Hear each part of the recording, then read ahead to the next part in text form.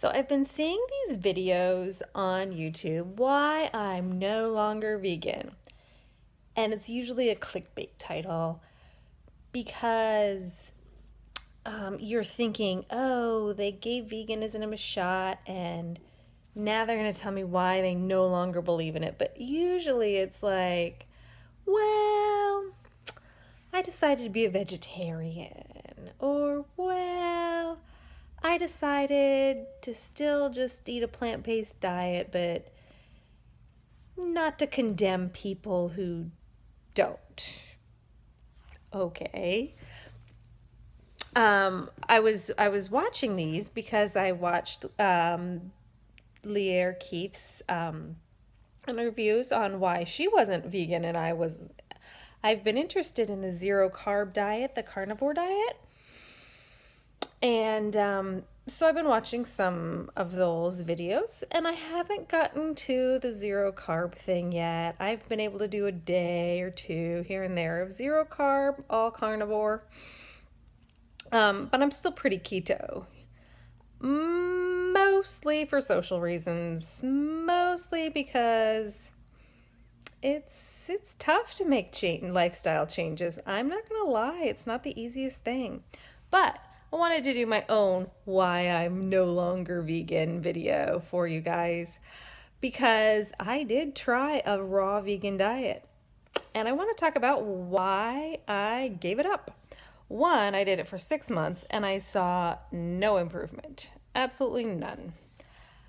I actually looked worse because I lost a lot of weight. My cheeks were kind of sallow. I didn't look, and I honestly, I thought, oh, I've lost this weight. This is great. My tummy's all flat, but I looked terrible. I looked older. I looked wrinkly. Having a little bit more meat on my bones makes me look healthier. So it wasn't necessarily a good thing. And I was trying it when I had gotten alopecia universalis. Did not grow one bit of hair back. That was so frustrating. I didn't feel better. I didn't feel worse, but I didn't feel better. I just lost a lot of weight. And if you listen to the carnivores, they'll be like, that's because you were starving yourself. Maybe, but I kind of like how I feel better eating meat. And when I look at nature, a lot of vegans are like, oh, I'm doing this for the environment. I'm doing this because I love animals. They're not taking into consideration that in order to have a vegetarian diet, you have to clear fields and you have to plant lots and lots of vegetables, which means the habitat of the animals that are living there goes away. All the bacteria that's living there, all the rodents, it gets cleared so that you can plant the food that you necessarily weren't meant to eat. Like, there's a food chain, there's a predator-prey relationship, and the rabbits eat the lettuce. And the vultures, they're scavengers. They'll eat the dead rabbits. But the foxes will eat the rabbits, and then a bigger animal, there's the food chain. Everybody eats something smaller. And I think sometimes vegans don't take into consideration, well, if I eat all the rabbits' food, then they have to eat something else.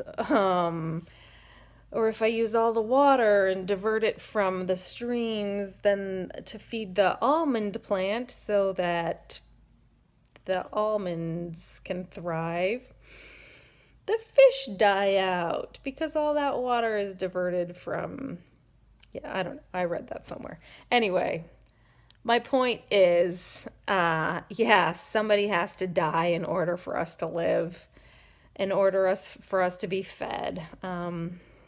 There's just a circle of life. And yeah, I love animals, I try to eat grass-fed meat, which is grown more humanely because let's face it, factory farming, whether it's just growing corn or what and grains, or whether it's growing animals, is pretty destructive and unfortunate and unnatural.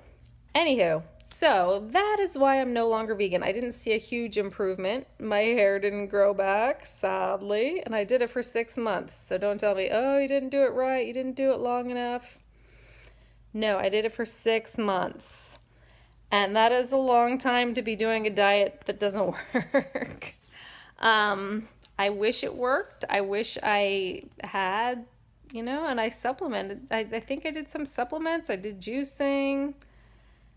It just didn't work. Luckily, I didn't do it as long as Leah or Keith did it. She did it for like 20 years, and then she came away with some real damage to her body, and she blames it on veganism.